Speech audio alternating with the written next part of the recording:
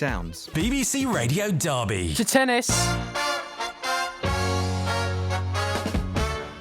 Get your sweatband on, get your racket out. Yes, the Wimbledon Championships start this coming Monday with the best players in the world flocking to the UK. It's going to be the 136th edition of the Championships, the singles final for the women.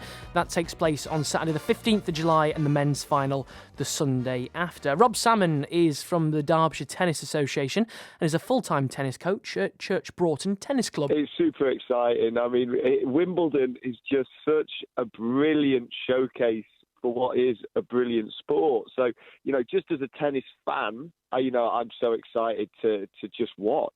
We're lucky enough to be going down, so I'm really excited about that. As a tennis parent, I'm really excited that the children are going to get to see some of the best tennis players in the world. And as a tennis coach, I know that the demand for tennis at the club where I coach, Church Broughton, will just go up and up and up as a result of Wimbledon. So, yeah, there's a lot to be excited about. For the tennis curious or someone who perhaps has never dipped their toe in the water of tennis, what can we expect from this year's Wimbledon? Who do we need to keep our eye on, Rob? So I'm gonna go with Andy Murray. So Andy Murray, as we all know, has been around a long time now, and he's gone through incredible challenges just to get back to the level where he can compete. And right now, I believe he's back at the level where he can compete.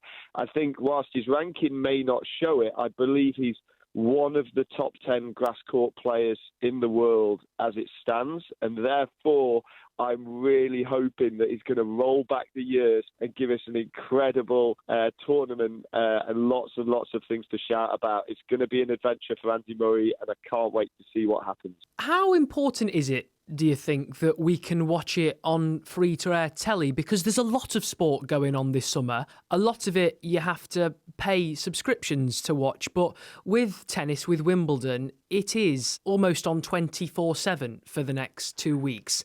I guess it's so easy to get hooked because people can, if they wanted to, spend really the next 14 days sat on the settee watching tennis. Mate, I just think of the memories.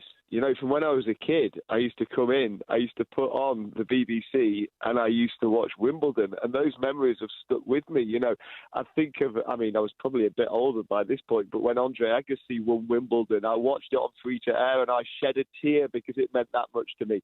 The knowledge that at any point you can put on the TV and you can watch Wimbledon, or you can put on the radio and you can listen to the amazing coverage, absolutely it's important. It's important for our sport because, as a tennis coach, we want people to watch it and be inspired to give their local club a call and to come on down and try what I believe is a fantastic sport. So the fact that you can watch it, you can listen, free of charge, unbelievable. You've touched on the legacy that Wimbledon has every single year. Does your phone start ringing off the hook towards the end of July with parents saying, my son, my daughter has been inspired by seeing Novak Djokovic on the court, by seeing Roger Federer on the court, by seeing some of the amazing women's players that we've got, with the Williams sisters, for example? Are those conversations happening while Wimbledon is on or it's finished?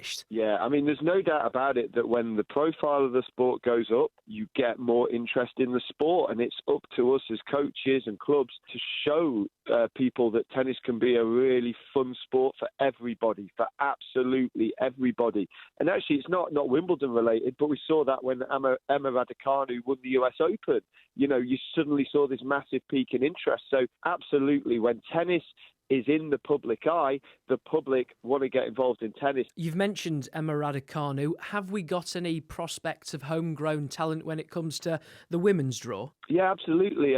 You've got, over at Nottingham, they had a major tournament a couple of weeks ago, and we saw Andy Murray win the men's event. We saw Katie Bolter win the women's event. Now, Katie is from Leicestershire. She's relatively local.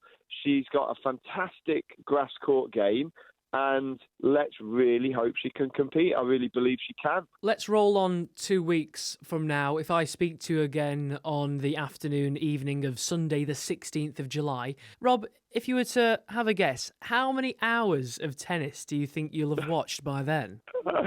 Oh, man, I can't put that is a tough one. A lot. a lot. I don't know, 100 more. I don't know. As much as I possibly can. Rob Salmon there from the Derbyshire Tennis Association talking Wimbledon. It starts this Monday. Whatever